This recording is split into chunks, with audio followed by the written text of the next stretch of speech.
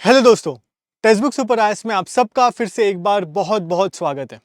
दोस्तों, आज का क्लास शुरू करने से पहले एक बार एक कोट देख लेते हैं जो राजगोपालाचारी जी ने 1922 में अपने प्रेजेंट डायरी में लिखा था। 1922 में राजा जी ये कहते हैं कि elections and their corruption, injustice and tyranny of wealth and inefficiency of administration will make a hell of a life as soon as freedom is given to us।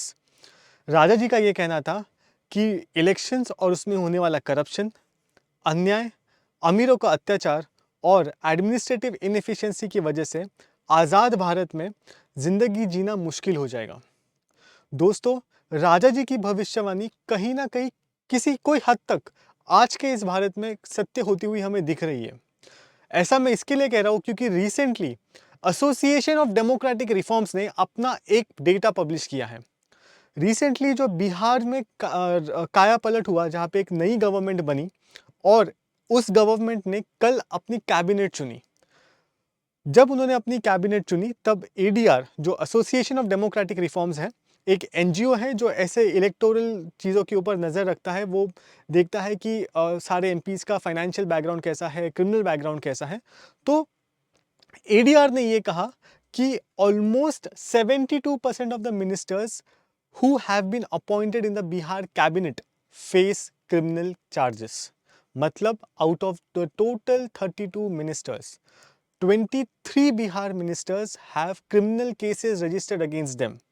Now this is a very very serious situation। ये एक बहुत ही serious situation है क्योंकि ना सिर्फ बिहार में, भारत के किसी भी राज्य में या फिर लोकसभा में भी अगर हम देखें तो the number of people with criminal background have started to increase. पर भारत के मुद्दे पर जाने से पहले या बाकी राज्यों के मुद्दे पर जाने से पहले आइए जान के लेते हैं कि एडीआर ने अपने रिपोर्ट में क्या कहा। एडीआर ने कहा कि 72% of the ministers have criminal charges और उस 72% में 53% लोग ऐसे हैं जिनके खिलाफ सीरियस क्रिमिनल चार्जेस हैं। बाय सीरियस क्रिमिनल चार्जेस का मतलब ये होता है कि जिनके ऊपर रेप, मर्डर या फिर वुमेन के खिलाफ कुछ सीरियस ऑफेंस किया हुआ चार्ज है। इसके अलावा ये रिपोर्ट ये भी कहता है ऑन एन एवरेज जितने भी मिनिस्टर्स अभी बिहार कैबिनेट में हैं उनकी ऑन एन एवरेज वेल्थ जो है वो 5.82 करोड़ है। इसके अलावा ओनली 9% ऑफ द मिनिस्टर्स, मतलब out of 32 ministers only 3 ministers are women, right? This was the complete data जो ADR ने अपने रिपोर्ट में पब्लिश किया था कल। इस डेटा में से सबसे एस्टॉनिशिंग चीज़, सबसे महत्वपूर्ण बात यही थी कि 72% of the ministers have a criminal charge। This was about the Bihar part। Let us now go to the India level। 2019 में जब लोकसभा के चुनाव हुए थे और जब लोग चुन के लोकसभा में गए थे, उस वक्त वापस एडीआर ने एक रिपोर्ट पब्लिश किया था। उस रिपोर्ट में एडीआर ने ये कहा कि out of the total 542 MPs that we have in Lok Sabha, उसमें से 43% एमपीज, मतलब ऑलमोस्ट 232 एमपीज हैव सम और the other criminal case on them. और out of 542 MPs you have 29% of MPs, मतलब यू हैव 157 एमपीज जिनके खिलाफ सीरियस क्रिमिनल चार्ज हैं, right. और अगर मैं इसकी तुलना पिछले इलेक्शंस में करूं तो एडीआर के रिपोर्ट के अनुसार ही हमें ये समझ में आता है, या एडीआर का रिपोर्ट ये दर्शाता है कि the number of criminals in our parliament और state assemblies is increasing. For instance 2009 में हमारे पार्लियामेंट में only we had 30% of people with criminal charges. आज 2019 में, मतलब जब जो लास्ट लोकसभा इलेक्शन हुआ था, तब हमारा जो नंबर है वो 43% से इंक्रीज हो गया है, which means there is an increase in the number of people with criminal charges. Along with that अगर मैं देखूँ people with serious criminal charges, तो वो भी इंक्रीज हुआ है फ्रॉम 14% टू 29%। और ये जो स्टोरी है कि क्रिमिनल्स की तादाद हमारे लेजिस्लेचर्स में बढ़ती जा रही है, ये ना ही बिहार और ना ही लोकसभा तक सीमित है, बल्कि भारत के हर राज्य में अगर आप देखोगे तो कहीं ना कहीं कुछ मात्रा में आपको ये चीज़ देखने को मिलेगी, right. So now let us try to analyse कि क्या ऐसे कारण हैं जिनकी वजह से क्रिमिनल्स की तादाद पार्लियामेंट या स्टेट लेजिस्लेचर्स में बढ़ती जा रही है। Let us try to analyse the reasons. The very first reason is money and muscle power, right. राजनीतिक दल जो होते हैं उन्हें किसी भी तरीके से, साम दाम दंड भेद, किसी भी तरीके से उनका बस एक ही मकसद होता है कि हमें सत्ता में आना है, और ये सत्ता पाने के लिए वो किसी भी तरीके का रास्ता अपनाते हैं। फॉर इंस्टेंस, वो ऐसे लोगों को टिकट्स देते हैं जिनका उस पर्टिकुलर कॉन्स्टिट्यूएंसी में उनका दबदबा हो, जिनके पास ज़्यादा पैसे हो, सो दैट वो इलेक्शन में बहुत ज़्यादा खर्चा कर पाए, राइट। हम ऐसे लोगों को बाहुबली कहते हैं कि किसी भी एरिया का ये बाहुबली है, तो ऐसे बाहुबलियों को टिकट दिया जाता है जो जिनके खिलाफ कोई ना कोई क्रिमिनल चार्जेस होते ही होते हैं, right. So the very first reason is money and muscle power. क्योंकि मनी एंड मसल पावर होती है, इसके लिए राजनीतिक दल अपना उम्मीदवार जिता पाते हैं। तो पॉलिटिकल पार्टीज का बस यही कहना होता है कि कुछ भी करो, हमें पावर में आना है, और पावर में आने के लिए हम जो चाहे वो रास्ता अपनाने को तैयार हैं। इसके अलावा we have some legal issues as well. अब ये लीगल इश्यूज क्या है दोस्तों? पार्लियामेंटेरियंस मतलब एमपीज और एमएलएस के डिस्क्वालिफिकेशन के बारे में बात करने के लिए रिप्रेजेंटेशन ऑफ पीपल्स एक्ट 1951, या उसे हम शॉर्टकट में RPA, representation of people's act 1951, ये पर्टिकुलर एक्ट डिस्क्वालिफिकेशन के बारे में बात करता है।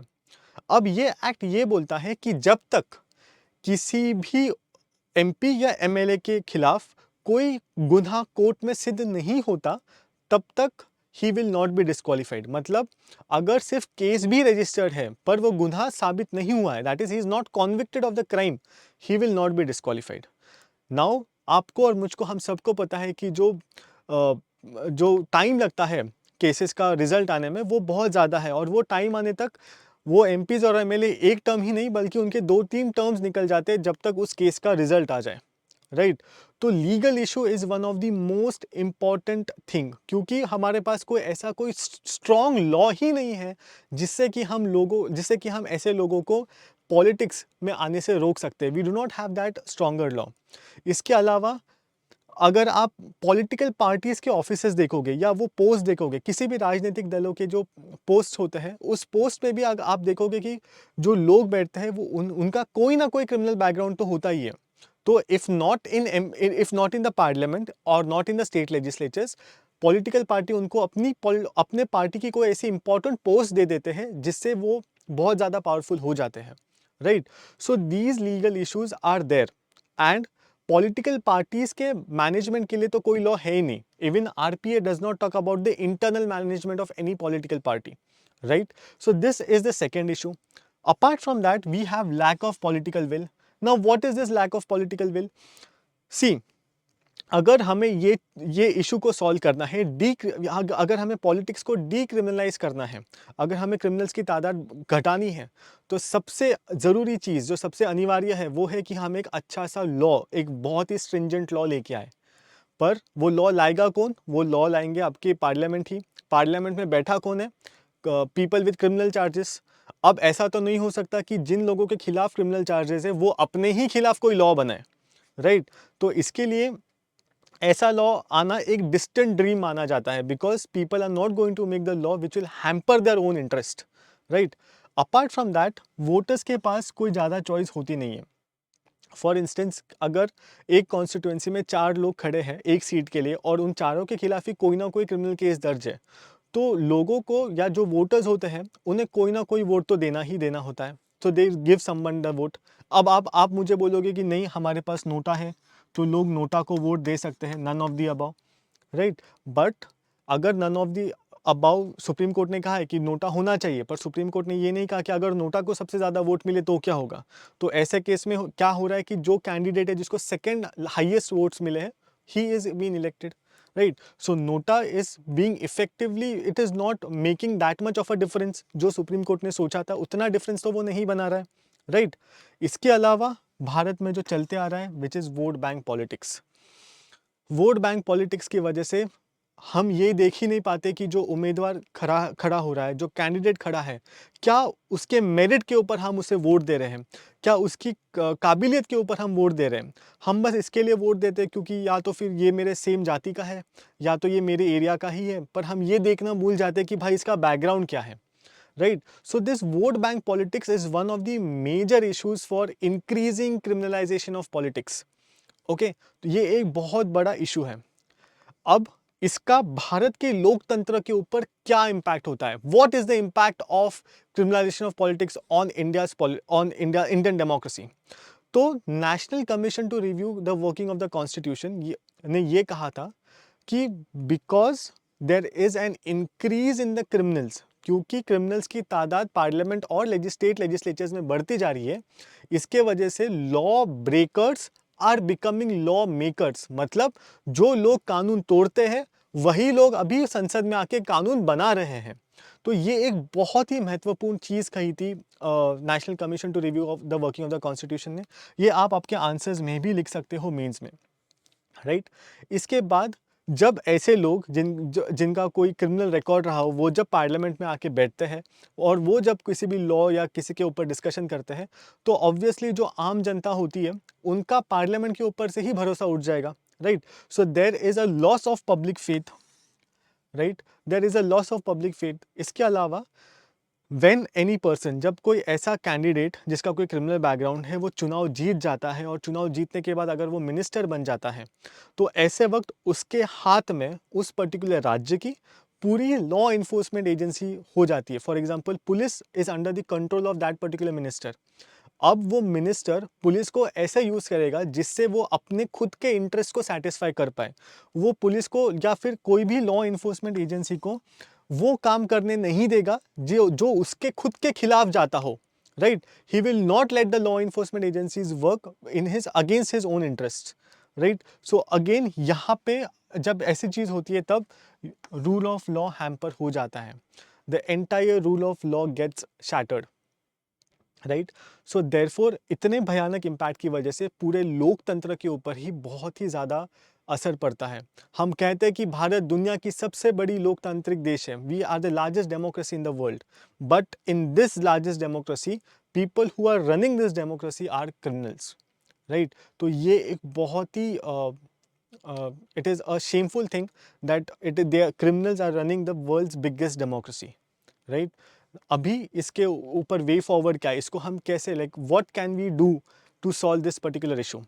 सो इसके ऊपर जो सेकेंड एडमिनिस्ट्रेटिव रिफॉर्म्स कमीशन है और जो लॉ कमीशन भी है, इन दोनों का ये मानना है कि जैसे ही किसी भी कैंडिडेट के ऊपर या फिर जैसे ही किसी भी सिटिंग एमपी और एमएलए के ऊपर कोई भी क्रिमिनल केस पुलिस स्टेशन में रिकॉर्ड हो जाती है, उसी वक्त उसको डिस्क्वालीफाई किया जाए।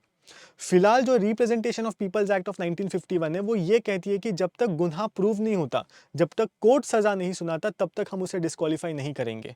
पर सेकेंड एआरसी और लॉ कमीशन का यही कहना है कि जैसे ही केस रजिस्टर होता है, राइट, पुलिस स्टेशन में जब भी केस रजिस्टर होगा उसी वक्त उस पर्टिकुलर पर्सन को हमें डिस्क्वालीफाई करना चाहिए उसके एमपी या एमएलए के पोजीशन से।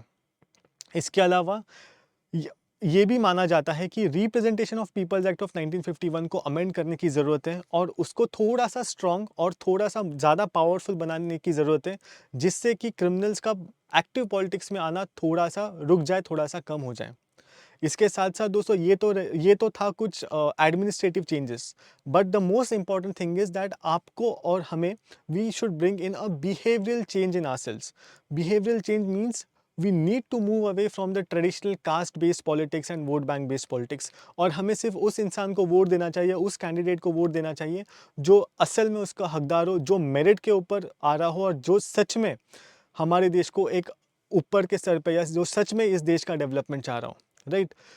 हम कहते हैं कि भारत में बहुत ज़्यादा करप्शन है। One of the major reason for corruption being there is people who are sitting in the power. अगर लोग जो सत्ता में बैठे वही अच्छे होंगे तो डेफिनेटली ओवर ईयर्स चेंज आएगा, ओवर ईयर्स करप्शन भी कम हो जाएगा, right. This was the way forward. Apart from that supreme court ने इस पर्टिकुलर मुद्दे के ऊपर कुछ बहुत इंपॉर्टेंट जजमेंट्स दिए जो हम हमारे मेंस के आंसर्स में कोट कर सकते हैं। पहला जजमेंट था lily Thomas versus union of India case of 2013। इस केस में सुप्रीम कोर्ट ने ये कहा कि अगर किसी भी सिटिंग एमपी या एमएलए को अगर 2 से ज़्यादा साल की सज़ा कोर्ट सुनाती है तो उसी वक्त उसकी सीट जो है they would lose the seat in the legislature immediately. इसके अलावा people's union for civil liberties versus union of India case 2013 में सुप्रीम कोर्ट ने कहा था कि नोटा का ऑप्शन देना चाहिए, पर ये नोटा का option is not really that effective जितना हमने इसको सोचा था। इसको और ज़्यादा पावरफुल करने की ज़रूरत है। जैसे कि अगर नोटा को सबसे ज़्यादा वोट मिलते हैं किसी भी कॉन्स्टिट्यूएंसी में, तो क्या उस कॉन्स्टिट्यूएंसी में हम दोबारा इलेक्शंस कर सकते हैं? राइट? इसके साथ-साथ दोस्तों we can give it a thought कि in India shall we have the right to recall? Right? In India क्या हम राइट टू रिकॉल ला सकते हैं? इसके ऊपर हम सोच विचार कर सकते हैं कि अगर कोई भी एमपी या एमएलए अच्छे से काम नहीं कर रहा है या फिर वो अपनी पोजीशन का गलत इस्तेमाल कर रहा है, तो क्या हम उसे रिकॉल या वापस बुला सकते हैं? इसके ऊपर हमें सोच विचार करने की ज़रूरत है। इसके अलावा public interest foundation versus union of India case of 2020 में सुप्रीम कोर्ट ने ये कहा था कि जब पॉलिटिकल पार्टी किसी भी कैंडिडेट को टिकट देती है, तब ये पॉलिटिकल पार्टी की रिस्पॉन्सिबिलिटी है कि उस कैंडिडेट के खिलाफ कोई भी अगर क्रिमिनल केस दर्ज हो, तो वो न्यूज़पेपर्स में या सोशल मीडिया हैंडल्स पे पब्लिश की जाए। Right? So this was about supreme court judgement in these 3 cases, जो बहुत ही इंपॉर्टेंट है। स्पेशली ये 2020 वाला केस, क्योंकि जब लोगों के पास ये इंफॉर्मेशन आएगी कि इस पर्टिकुलर कैंडिडेट के खिलाफ ये क्रिमिनल केसेस दर्ज हैं, तो उसके पास वो एक अच्छा डिसीजन ले पाएगा और वोट देने से पहले वो 100 बार सोचेगा कि क्या इस कैंडिडेट को वोट देना चाहिए या नहीं। इसके अलावा दोस्तों सबसे इम्पॉर्टेंट चीज़ है, अगर ये क्रिमिनलाइजेशन ऑफ पॉलिटिक्स हमें दूर करना हो, तो the most important thing is to bring in a very very effective law, जो सिर्फ और सिर्फ पार्लियामेंट ही ला सकती है। So friends, that was all for the topic on criminalization of politics. I'll meet you again in some another session on some another topic. Till then, let me tell you something about Super Coaching. It is one-stop initiative of Testbook, wherein in one subscription you'll get access to mock tests, study notes, and daily live classes. Apart from that, you get an opportunity to study with India's best teachers, and all of this is available at a very very affordable cost of rupees 2,500 only. But if you use my coupon code Akash20, you'll get an instant 20% off, which means all of this will be available at rupees 2,500 only. So thank you so much guys, and for more such informative videos, keep watching our channel. Thank you.